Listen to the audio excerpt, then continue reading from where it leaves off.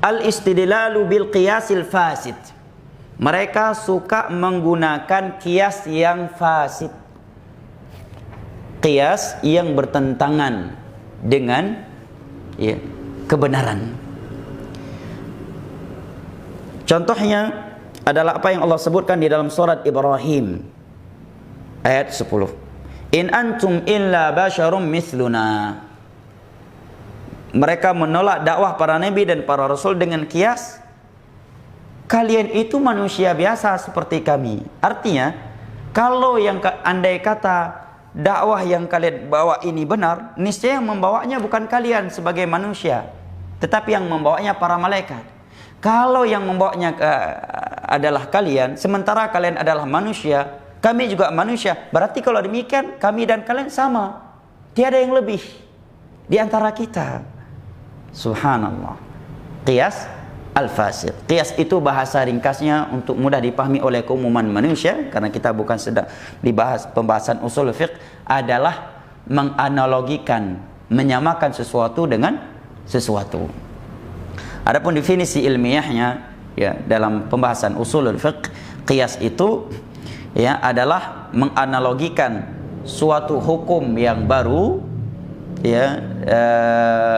dengan suatu perkara lama yang telah turun dalil khusus untuknya karena ada suatu sifat yang sama di antara keduanya.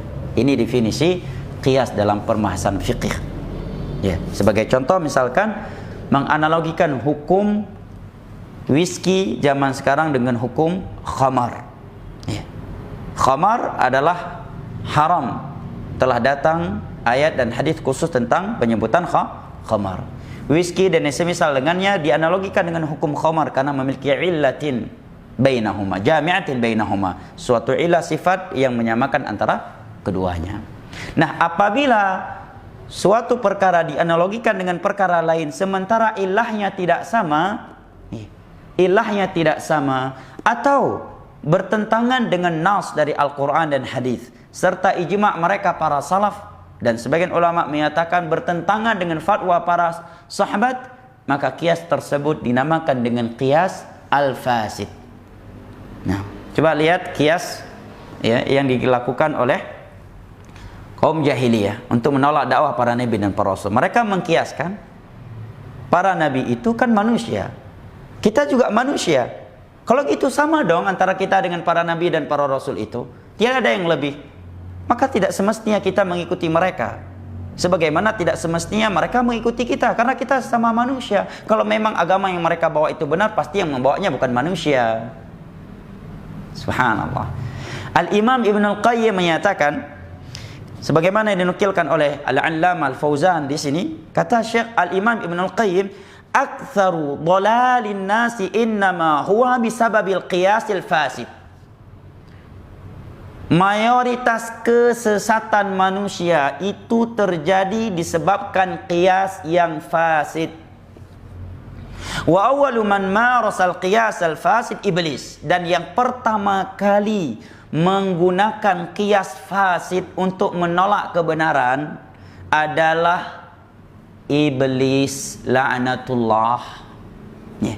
Tatkala Allah memerintahkannya sujud kepada Nabi Adam alaihissalam, dia pakai kias yang fasid. Ana khairum minhu khalaqtani min nari wa khalaqtahu min tin. Bagaimana aku akan sujud kepada Adam sementara aku lebih baik darinya? Aku engkau ciptakan dari api sementara dia dari tanah. Api lebih baik. Kias dia yang pakai, standarisasi kiasnya pun dari pribadi dia. Maka kata Imam Ibn Al-Qayyim, aktsaru dhalalin nas innama huwa bisababil qiyasil fasid. Kebanyakan kesesatan manusia itu disebabkan qiyas yang fasid. Jatuhnya mereka ke dalam kebid'ahan, jatuhnya mereka ke dalam berbagai maksiat dikarenakan menggunakan qiyas yang fasid dan meninggalkan dalil-dalil yang sudah cukup jelas dari Al-Quranul Karim. Qiyas fasid yang membuat sebagian mereka menghalalkan musik yang hukumnya sudah sangat jelas di dalam Al-Quranul Karim pada firman Allah, wa minan nasi may yashtari lahwal hadith Hadis Nabi tentang musik dan nyanyian juga cukup jelas. La yakunanna aqwamin min ummati man yastahilluna al-harira wal man yastahilluna al-hirra wal harira wal ma'azif. Kesepakatan para sahabat, kesepakatan tabi'in, kesepakatan tabi'ut tabi'in dan ijma' 4 imam mazhab tentang haramnya musik. Datang dai yang dikatakan mereka dai hikmah, dai pemerna satu umat, menyatakan musik haram menggunakan qiyas yang fasid. Ya, musik itu seperti pisau. Pisau boleh nggak dipakai? Ya, kalau dipakai untuk motong ayam, motong sapi, motong makanan, buah-buahan kan boleh. Tapi kalau pisau kita berikan kepada anak kecil, kan nggak boleh. Ya, begitu juga musik. Kalau dia melalaikan kita dari Allah, haram. Maka kalau tidak, jangan. Ya, kalau demikian sama juga dengan zina dong. Iya. Kalau dengan zina dia justru semangat sholat tahajud, ya, karena zinanya dengan akhwat, ya, yang salehah, ya, dengan panitia kajian, naudzubillah. Justru dengan dia sering ke diskotik, dia semangat sholat tahajud, dia semangat sholat jamaah, semangat ikut kajian. Boleh dong zina itu. La haula wala quwata illa billah.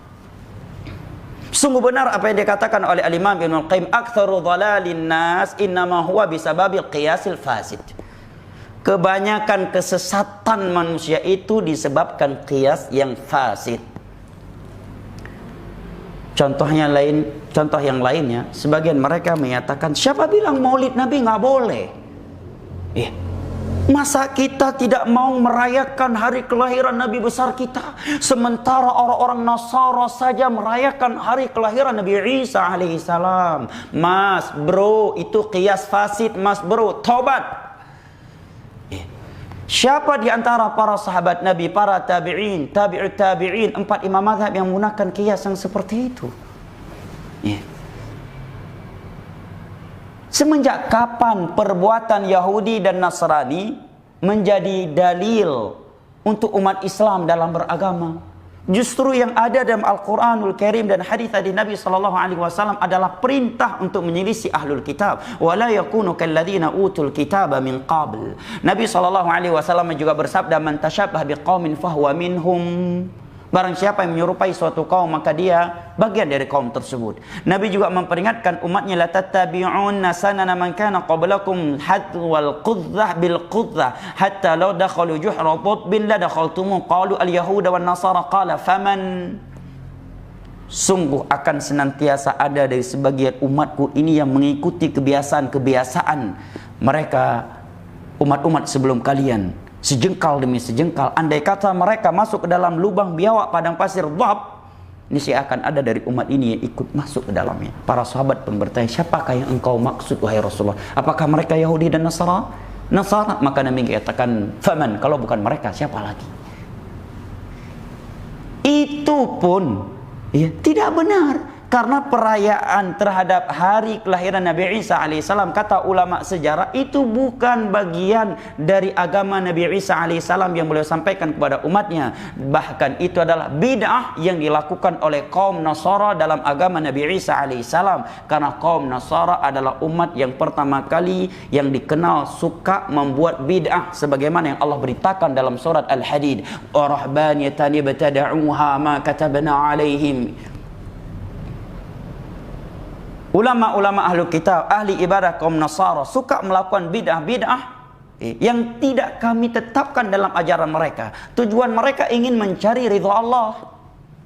Ada juga yang menggunakan qiyas pada firman Allah dalam surat Maryam. Allah berfirman dalam surat Maryam, "Wassalamun alaihi yauma wulida wa yauma yamutu wa yauma yub'atsu hayya." Keselamatan untuk Yahya pada hari kelahiran, pada hari kematian, dan hari ia dibangkitkan. Ya, ini ada keselamatan untuk hari kelahirannya. Masya Allah. Seperti itu kiasnya. Baik, kalau memang menggunakan ayat itu, gunakan ketiga-tiga ya. Keselamatan hari kelahiran, kematian, dan kebangkitan.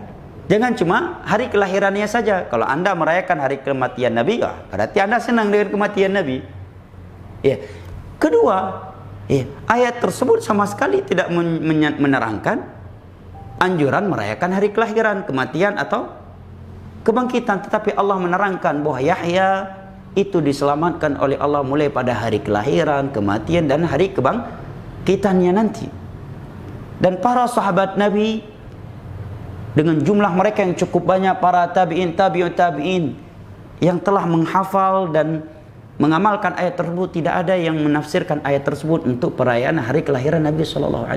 Sekali lagi, sungguh benar apa yang dikatakan oleh Al-Imam Ibnul Qayyim, aktsaru dhalalin nas innama huwa bisababi al-qiyasil fasid. Kebanyakan kesesatan manusia itu dikarenakan qiyas yang fasid. Wallahu a'lam bishawab.